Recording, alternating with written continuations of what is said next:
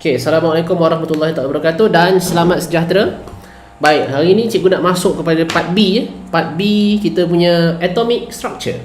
Okay, so part B adalah berkenaan dengan ni, nightmare untuk student NLMS.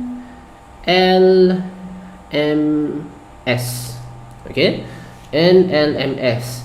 Baik, selalunya student akan tanya, apa ke bendanya NLMS ni? Okay. Satu, cikgu faham dia tak pernah jumpa lagi NLMS ni. Okay.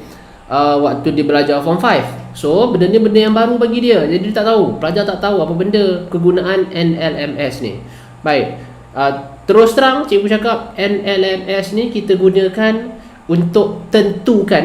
Cikgu guna tentukan okay, di mana kedudukan elektron. Tapi hakikatnya sebenarnya kita tak boleh tahu elektron tu berada dekat mana. Okay. So kita macam nak cari probability dia lah, elektron tu berada di mana. Jadi sebelum cikgu nak start, cikgu nak guna satu analogi untuk gunakan ini. Okay. Katakanlah kita kat sini ni cikgu ni, alamak, takkanlah cikgu kan, tak apalah. Okay. Satu orang dia nak cari dia punya kekasih. Okay, nak cari kekasih dia. Kekasih dia naik train. Okay, naik train. Jadi, okay, train mesti ada landasan kan? Landasan train. Katakanlah dia ada 3 landasan. Okay, 3 landasan. So, 3 landasan pertama sekali adalah kalau dia nak cari kekasihnya di mana, dia perlu tahu dia berada di landasan yang keberapa, betul? Landasan yang pertama kah? Landasan yang kedua kah? Landasan yang ketiga kah? Okay, sebab itu kita perlukan yang pertama, N. Shell yang berapa? Okay, shell yang mana? Shell pertama kah? Shell kedua kah? Shell ketiga lah. So kalau kita nak tahu elektron tu, kita kena tahu dia dalam shell yang mana. Okey, tu yang pertama. Katakanlah dia nak cari kekasih dia. Okey, kalau tengok dekat train, tak semestinya satu landasan tu ada satu train sahaja. Okey, ada setengahnya landasan tu dikongsi oleh 2 atau 3 train. Okey, kalau dekat dulu cikgu nak balik ke Perak dulu, ada 2 jenis train. Ada train yang elektrik tu dengan ada train yang lambat tu. Okey, so ada berapa jenis train? Okey, jenis train. Jadi L ini menunjukkan kepada jenis orbital. Okey. Now, lepas kita nak tahu berapa jenis train yang kita ada, train tu pula ada banyak gerabak, betul? Ada setengah train, ada 1 gerabak. Ada setengah train, ada 2 gerabak, ada 3 gerabak. Jadi jumlah orbital itu, jumlah gerabak elektron ditentukan oleh bilangan M.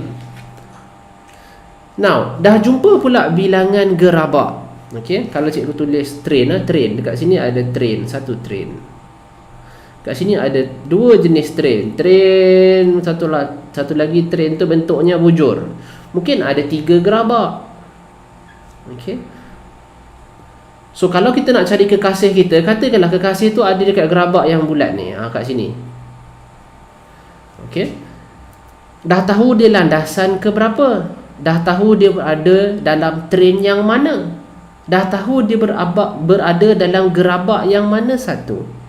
Kita pula nak kena tahu dia tu menunjuk ke arah dia bertentangan kah ataupun tidak? Adakah dia menunjuk ke arah selatan ataupun dia menunjuk ke arah utara?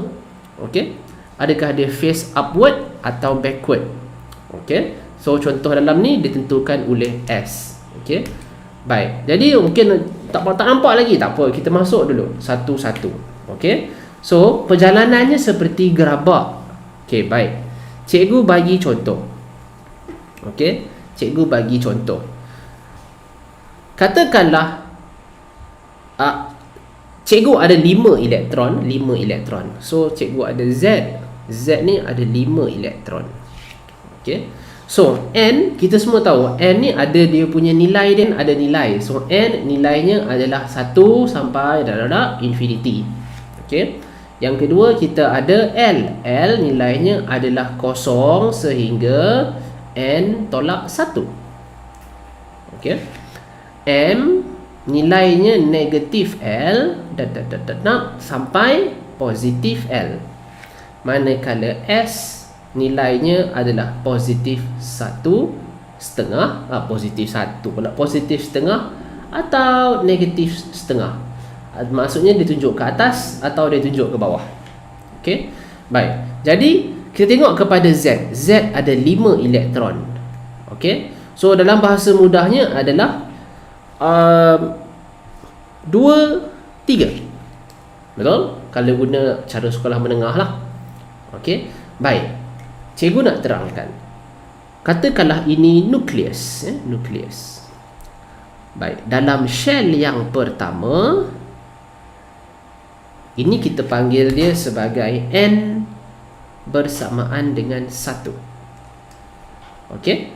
Now, bila N1, okey, bila N1, cuba tulis kat sini. N1, L kita boleh dapat nilai 0 sahaja. Sebab apa? Kalau 1 tolak 1, kosong lah. Okey. Jadi dalam shell nombor 1, bunyi cicak lah pula. Okey. Ada satu jenis orbital. Okey, iaitu s orbital. Macam mana cikgu tahu? Sebab L dia menunjukkan jenis orbital. Cikgu cakap tadi kan, L ini menunjukkan jenis gerabak. So, L equals to 0 bersamaan dengan S orbital. Kalau L1 macam mana cikgu? Kalau L1 bersamaan dengan P orbital. Okey. So, bila L kosong, M pun kosong sahaja boleh. Maksudnya, ada satu gerabak sahaja. Okey. Satu orbital sahaja. So, M menunjukkan bilangan orbital. Okey. Manakala S boleh ambil nilai separuh dan negatif separuh. So bahasa mudah cikgu lukis dalam shell yang pertama, boleh aku pakai warna merah ni. Ada s orbital, bentuknya bulat. Okey. Dan dalam shell ini ada satu elektron yang face upward, satu face downward. Okey. Baik, cikgu masuk pula dalam shell yang kedua. Sebab kita ada 5 elektron, betul? So dalam shell yang kedua,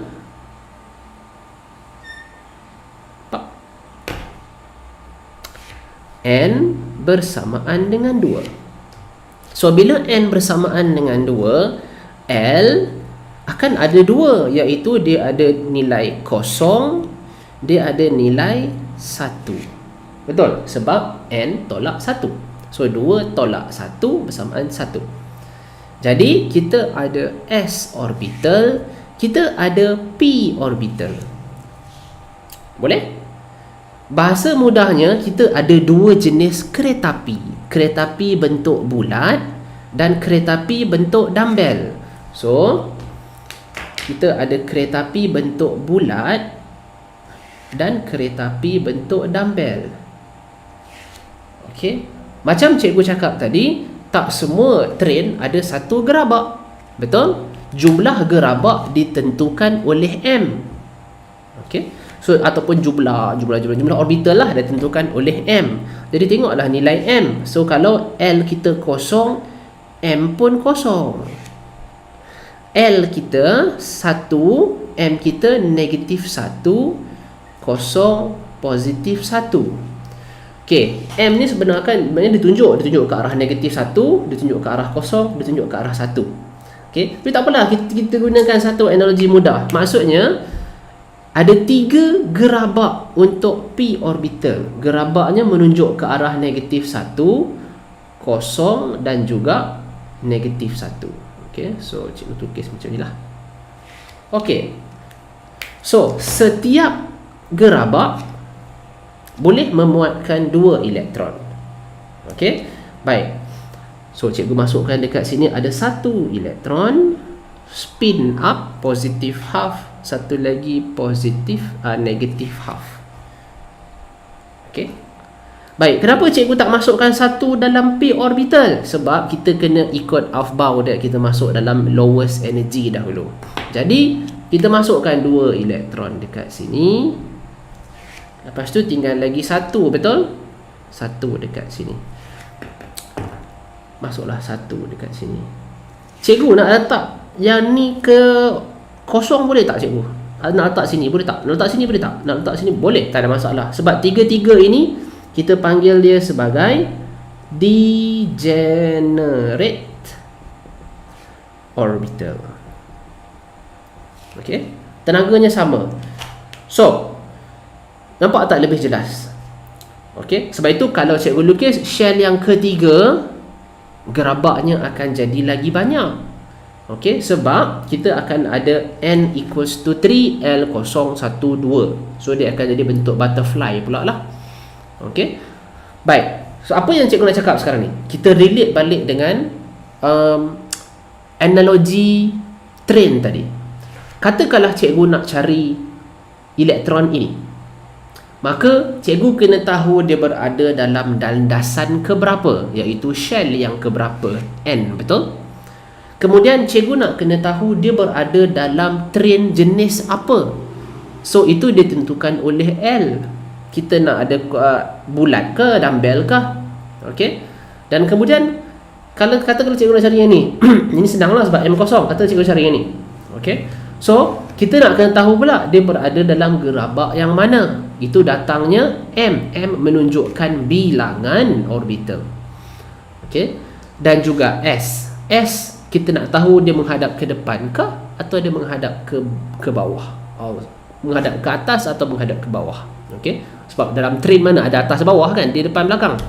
Tapi dalam kita punya elektron ni dia sama ada dia spin up ataupun dia spin down. Okey, so itulah sebenarnya tujuannya untuk NLMS.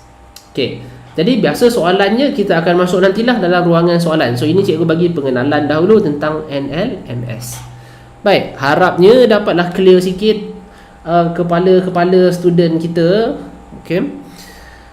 Boleh menyenangkan sikit, harapnya membantulah. Okay, so semoga kita berjumpa lagi. Tada. Assalamualaikum warahmatullahi taala wabarakatuh.